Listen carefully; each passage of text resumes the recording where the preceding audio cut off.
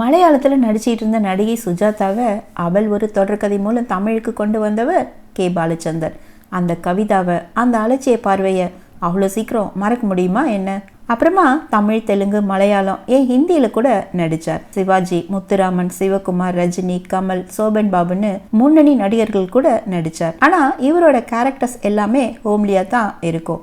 அன்னைக்கிளி படத்துல கிராமத்து பெண் அன்னமா நடிச்சு ரொம்பவும் பிரபலமானார். கடல் மீன்கள், அந்தமான் காதலி, அவர்கள், விதின்னு அடுத்தடுத்து இவர் நடித்த எல்லா படங்களுமே சூப்பர் ஹிட். 1990க்கு பிறகு அம்மா ரோல்களில் நடித்தார். சுஜாதாவின் கடைசி படம் வரலாறு. இதில் கனிகாவின் அம்மாவா நடிச்சிருப்பார். உடல்நிலை பாதிக்கப்பட்டு 2011ஆம் ஆண்டு காலமானார். எலெக்ஷன் டைமா இருந்ததுனால இவரோட மரணம் கூட அதிகமா பேசப்படலை. சிவாஜி கணேசனின் அஞ்சலி ஊர்வலத்தில் கலந்துகிட்டப்போ கூட செய்தியாளர்களை தவிர்த்தார். தமிழில் தவிர்க்க முடியாத நடிகை தான் சுஜாதா அவர்கள்.